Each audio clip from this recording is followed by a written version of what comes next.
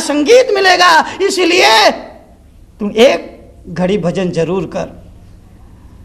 लेकिन वो जिज्ञासु था, उसने कहा कि बाबा एक घड़ी का समय मैं नहीं दे सकता हूँ, बाल बच्चे हैं, बीवी है, पत्नी है, माता है, पिता है, बड़ा चौड़ा परिवार है, लंबा चौड़ा काफिला है। अगर मैं 24 मिनट अगर भगवान की भजन कीर्तन करने बैठ गया तो मेरे को तो पीछे रह जाऊंगा, और मेरा रोजी रोटी के लिए कब समय निकलेगा, मैं व्यापार बिजनेस कब करूंगा। तो तुलसीदास जी ने कहा एक 24 मिनट तुझे बहुत ज़्यादा लग रहे हैं, 24 घंटे में 24 मिनट ज़्यादा लग रहे हैं, बड़ा बेईमान है तू, बड़ा बेईमान है। 24 घंटे में से 24 मिनट तुझे बड़ा लंबे लग रहे हैं, बड़ा भारी लग रहा है, बड़ा बेईमान है तू। लेकिन तुलसी बाबा हार मानने वाले नहीं थे, उन्होंने कहा कोई बात नहीं, एक घड़ी आधी घड़ी। बाबा अगर 24 मिनट नहीं कर सकता, एक घड़ी नहीं कर सकता, तो आधा घड़ी भजन कर ले, तेरे जीवन का उद्धार हो जाएगा, तेरे जीवन का कल्याण हो जाएगा। 12 मिनट तो बैठ करके कम से कम भगवान को भजन कर ले, 12 मिनट तो बैठ करके कम से कम उसका सुमरण कर ले, जिसके सुमरण करने से मरण सुधर जाया करता है, उसका सुमरण कर ले मेरे भाई, तेरा कायाकल्प हो जाएगा। लेकिन उस जिज्ञासु ने कहा कि तुलसी बाबा 12 मिनट भी बहुत होते हैं, 12 मिनट थोड़ा सा कम नहीं कर सकते। तुलसी बाबा ने कहा कोई बात नहीं, एक घड़ी घड़ी, आधी में पुनी आधी घड़ी में से भी आधी घड़ी। बोले तुम 6 मिनट ही भजन कर ले, 6 मिनट भजन करेगा तो भी तर जाएगा, 6 मिनट भजन करेगा तो भी भवसागर से पार उतर जाएगा। अगर सुबह उठ करके 6 मिनट भी तूने सच्चे मन से उस परम करुणा सागर को पुकार लिया तो तेरा भवसागर से उस पार पहुंचना तय है। 6 मिनट अगर तूने कर लिया तो तेरा कायाकल्प हो जाएगा। इसी बात को जैनाचार्य पद्मनंदी ने कहा, ब्रह्म मुहूर्त उत्थाय ध्यायेत् पंच नमस्कारम। ब्रह्म मुहूर्त में उठ करके 108 बार नवकार मंत्र का जाप करो।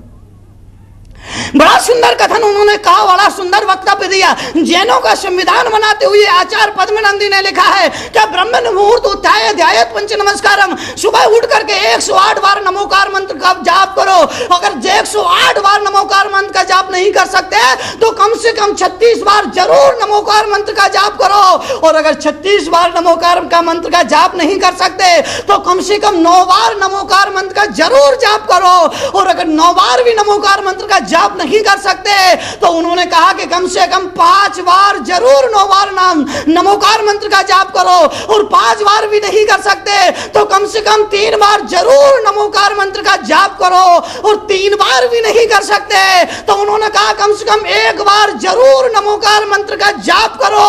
और 1 बार भी नहीं कर सकते तो चुल्लू भर पानी में डूब मरो।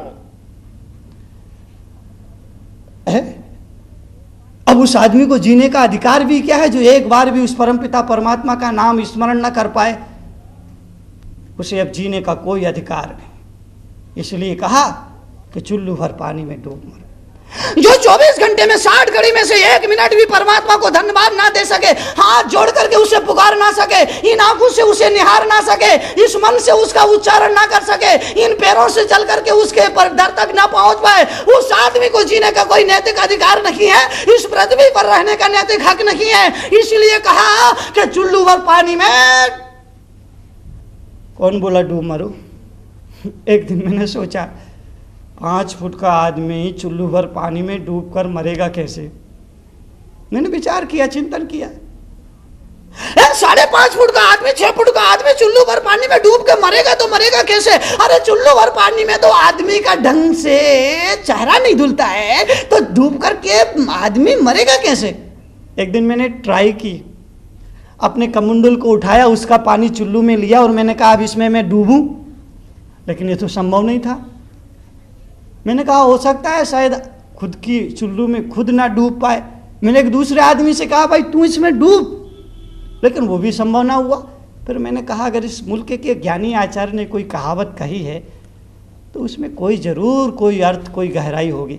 किसी सिरफिरे आदमी की बात तो नहीं है।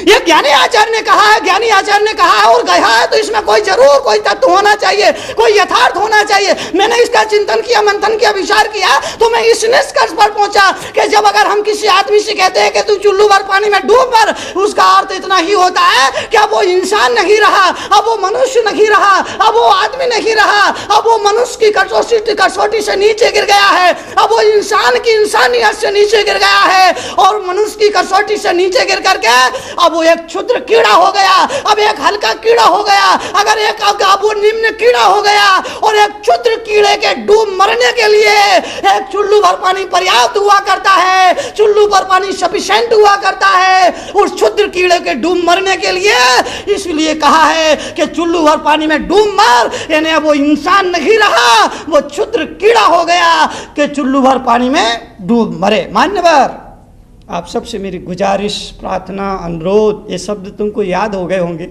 हैं? रोज सुनते रुनते मैं रोज ये शब्दों का प्रयोग करता हूँ, विनम्रता से करता हूँ। शायद मेरी बात कभी ना कभी तो तुम्हें समझ में आ ही जाएगी।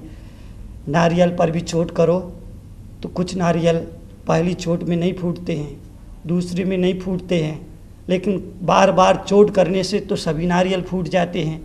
तुम्हारा मस्तिष्क का नारियल इतना सख्त और कठोर तो नहीं है कि मैं रोज़ चोट करूं, रोज़ प्रहार करूं, रोज़ मार लगाऊं, रोज़ ठोकर लगाऊं तब भी नहीं फूटेगा। फूटेगा, मुझे विश्वास है, आज नहीं तो कल, कल नहीं तो परसों जरूर फूटेगा। और जिस दिन तुम्हारा वो अहंकार का नारियल फूट जाए, वो मान का नारियल फूट जाए, वो घमंड का नारियल फूट जाए, वो अज्ञान का नारियल फूट जाए, वो मिथ्यात का नारियल फूट जाए, वो मिथ्या माया निदान का नारियल फूट जाए, उसी दिन तुम्हारे जीवन में प्रभु प्रकट हो जाएगा। अरे सम्यक दर्शन का देवता प्रकट हो जाएगा, सम्यक ज्ञान का चांद निकल आएगा, और सम्यक चरित्र का ध्रुव तारा प्रकट हो जाएगा। वहीं से जीवन का निर्माण और जीवन का बुद्धत्व प्रकट हो जाएगा, जीवन में मुक्ति घटित हो जाएगी। मैं कह रहा हूं आपसे, जीवन के मूल्य को समझना है, जीवन के महत्व को समझना है। चरवाहा ने कहा कि मुझे 60 गांव का पट्टा आपने बख्शीश कर दिया है। सम्राट ने कहा हाँ कर दिया है। बड़ा खुश हुआ, बड़ा खुश हुआ।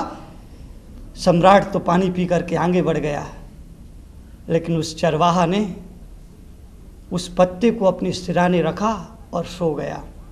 वो पत्ता जिस पर 60 गांव बख्शीश का पट्टा लिखा था, जहां पर राजा ने लिख करके दिया था कि मैं तुझे 60 गांव का पट्टा बख्शीश करता हूं, उस चरवाहा ने उस पत्ते को अपने सिराने रखा और सिराने रख करके सो गया।